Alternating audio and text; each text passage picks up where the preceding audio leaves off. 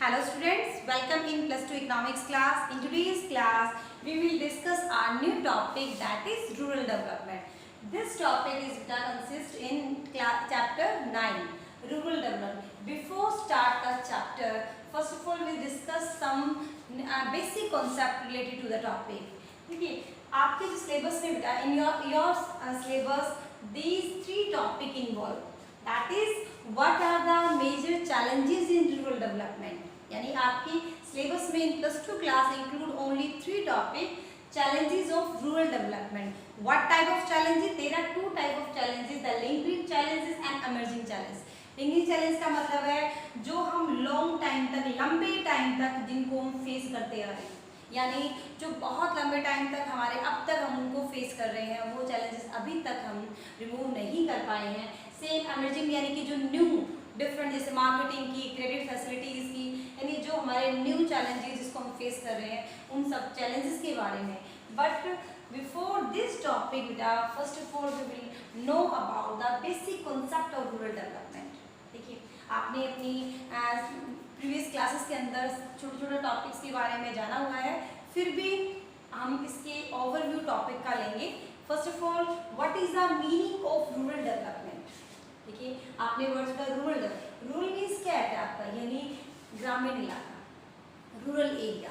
And rural development means क्या है, social and economic growth, यानी रूरल एरिया की social and economic growth. Social and economic growth of rural area is called rural development.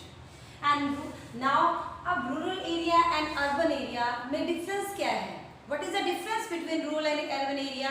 आप बिल्कुल बेटा देख के ही, हम कई बार आप लोग जर्नी करते, जर्नी के दौरान बीच में आपके काफ़ी सारे प्लेसेस से आप गुजरते हैं, उनमें से रूरल एरिया और अर्बन एरिया को हम देख के ही बता देते हैं this is the rural area, this is the urban area. Why? Because in rural area बेटा lack of modernization, lack of facilities, यानी उनका जो सीन है बेटा का जो सिनेरियो है वही वो आपको बताते हैं बेटा दिस इज क्या कहता है, this is belong to rural area. That's why वैसे किसी भी नेशन में, किसी भी कंट्री में रूरल एरिया को हम क्या बोलते हैं, food basket of the nation. We also call the rural area food basket of the nation. And also agriculture जो है बेटा it is also a synonym of rural area, क्योंकि हम जो एग्रीकल्चर है बेटा, जो ग्रीनरी है, हम उसे कहाँ देखते हैं बेटा, रूरल एरिया के अंदर. यानी रूरल एरिया की जो सोशल एंड इकोनॉमिक ग्रोथ है it is called the rural development. And in any economy why it is important to rural development, यानी रूरल डेवलपमेंट की जो आपकी हमें रिक्वायरमेंट क्यों है, these are the three basic. आपकी फर्स्ट जो आपका वर्ड है that is first of all बेटा मीनिंग. मीनिंग का मतलब है, मैंने आपको बता दिया what is the meaning of rural development, social and economic growth. Social and economic growth of rural area is called rural development. Now why we need the rural development, हमें जरूरत क्यों है. आपको भी पता था 60-70 तक के डिकेड से हमारी जो इंडियन इकोनॉमी है उसमें सबसे जो मेजर रोल था बेटा आपका, वो किसका था, आपका एग्रीकल्चर यानी रूरल सेक्टर का. यानी चाहे जीडीपी की बात करें, चाहे इनकम लेवल की, चाहे एम्प्लॉयमेंट लेवल की, यानी अप टू 60 to 70 हम बोल सकते हैं जो रूरल जो एरिया था उसकी वजह से इकोनॉमी की जो जीडीपी है वो इंक्रीज थी. उसकी वजह से हमारी जो इकोनॉमिक डेवलपमेंट यानी मेजर जो शेयर है it comes from the rural area. That's why we have to focus on this sector, we have to focus on this area. और इसमें क्या है कि यहाँ पर बेटा जो फार्मर्स है सबसे ज़्यादा मेजर रोल प्ले करते हुए they are facing different type of challenges and we have to remove this. Government should be take initiative to remove all the lingering and emerging challenges in rural area. Or for this one we have to plan, we have to take action plan to growth of social and economic in rural area. यानी हमें need इसलिए भी है क्योंकि हमारे जिसकी requirement है बेटा क्या क्या. फॉर एग्जांपल सबसे पहले हमारे इसका जो कह सकते हैं importance and need rural development की सबसे फर्स्ट आपके जो हमारा जो जीडीपी का है, यानी जीडीपी का जो सबसे आपका जो शेयर है बेटा वो बहुत बड़ा शेयर हमारा कहाँ से आता है, आपके रूरल एरिया यानी एग्रीकल्चर सेक्टर से. 60 to 70 के तक तो हमारा 70% वहाँ से शेयर था. अब धीरे धीरे बेटा आपका जो सर्विस सेक्टर है और जो आपका सेकेंडरी सेक्टर, इंडस्ट्री सेक्टर है, इट हैज़ डेवलप्ड और भी हमारा जो शेयर है वो एग्रीकल्चर सेक्टर का कुछ कम हुआ, लेकिन अब भी सबसे मेजर जो शेयर है बेटा it's comes from the rural sector. That's why we need to develop the rural area, we need to growth of economic in rural area. Second one बेटा आपकी क्या है, इसकी सेकंड की थिंग क्या है, क्यों हम लोग क्यों करते हैं, क्योंकि बेटा एम्प्लॉयमेंट यानी हमारे जैसी जो इकोनॉमी, जो वास्ट इकोनॉमी है पॉपुलेटेड वाइज, पॉपुलेशन वाइज बेटा we need to generate the employment. और हमारी इकोनॉमी के अंदर बेटा बहुत बड़ी जो पॉपुलेशन है it involve in rural area to generate income, यानी वो इन्वॉल्विंग कहाँ है बेटा आपकी पॉपुलेशन हमारी रूरल एरिया के अंदर, that has to be take initiative to rural development, यानी हमारे एम्प्लॉयमेंट वाइज भी ये बहुत बड़ा आपका जो रोल है वो प्ले करता है। That's why we have to focus the rural sector. Then third one आप क्या कह सकते हैं आपका हमारे लिए कैसे ये जो आपका जीडीपी के साथ साथ में हमारे लिए जो कैपिटल फॉर्मेशन है, capital formation. Fourth one industries, capital formation का मतलब क्या है, जो हमारी जो एग्रीकल्चर से जितनी भी सरप्लस है, इन्वेस्टमेंट्स है, सरप्लसेस है बेटा, जो चाहे इंपोर्ट में या फिर हमारे जो अदर जो सेक्टर, सर्विस सेक्टर है आपकी, या फिर हम कह सकते हैं सेकेंडरी सेक्टर है, it is also play important role in rural sector. That industries में दोनों में इंडस्ट्रीज को रॉ मटेरियल प्रोवाइड भी कौन करता है बेटा, रूरल एरिया, रूरल सेक्टर यानी एग्रीकल्चर सेक्टर, एंड ऑल्सो उसके लिए मार्केट भी कौन सा मार्केट है बेटा, रूरल सेक्टर, क्योंकि जो मशीन्स हैं इंडस्ट्रीज की बनी हुई जो मशीन्स हैं वो भी कौन खरीदता है बेटा, रूरल सेक्टर, क्योंकि एग्रीकल्चर में we need mechanised, we need machines to irrigate the land. For this one industry sector also depend on rural sectors. And last one that is very important, that for international trade, हमारा जो international trade की बेटा जो आपकी strength है, जो sine qua of the international trade यानी जो इंपोर्ट का जो मेजर जो पार्ट है it's comes from the rural sector, क्योंकि हम बहुत सारी जो क्रॉप है वो इंपोर्ट करते हैं आप फॉरेन कंट्रीज के अंदर, जिससे हम अपने फॉरेन सेक्टर रिजर्व को क्या कर सकते हैं, इंक्रीज कर सकते हैं। It is also direct related to the rural development, यानी these are the basic need and significance of rural development that has to be focused on rural development. यानी हमें सबसे पहले आपको क्या करना है बेटा, इसकी इंट्रोडक्शन के बारे में, यानी what is the meaning of rural development, economic and social growth of the rural area. Rural area आपके आज भी हमारे यानी कि after independent of 70 to 73 years near about, but rural areas are facing lots of challenges, lots of problem, and that has to be आपका government serious जो issue है उसके लिए हमें क्या करना पड़ा, बहुत सारे स्टेप्स यानी हमें लेने होंगे उन चैलेंज को रिमूव करने के लिए। इसलिए हमारे लिए एक नीड है, एक हमारे लिए एक मैंडेटरी फंक्शंस है जो हमें क्या करना है, रूरल एरिया की जो प्रॉब्लम को सॉर्ट आउट करके रूरल को क्या करना है, डेवलप करना है। अब आपके जो अब हम टॉपिक पे आते हैं, आपका जो टॉपिक है मैंने आपसे कहा in your syllabus these are the topic involving in +2 class, which one are challenges। आपके चैलेंज का मतलब क्या है बेटा, problems that are facing by the rural sector, rural area. मैंने आपसे कहा कि चाहे हम मार्केट की बात करें, चाहे हम इंफ्रास्ट्रक्चर बात करें, चाहे हम क्रेडिट फैसिलिटीज़ की बात करें, चाहे लिविंग स्टैंडर्ड की बात करें, चाहे फैसिलिटीज़ की बात करें, चाहे सब्सिडीज़ की बात करें, rural area are facing different problems. On these are problems categorized into 2 category, lingering challenges and emerging challenges, यानी there are 2 types of challenges, first one lingering challenges and second one होता है emerging challenges.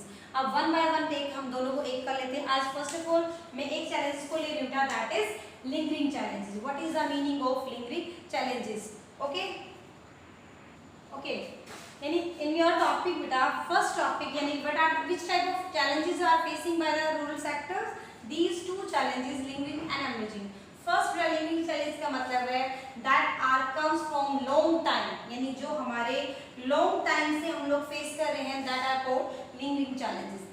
Basically these 2 challenges are rural credit and rural marketing, यानी ये हमारी सबसे ज़्यादा जो basic need है रूरल एरिया के अंदर, बिकॉज ऑफ बेटा इन रूरल सेक्टर में आपका जो फार्मिंग है दैट इज़ अ बेसिक आपका हमारे लिए लाइवलीहुड के लिए बेटा सोर्स है, ठीक है। And agriculture sector these are basic two needs which one have to be remove by the government for this.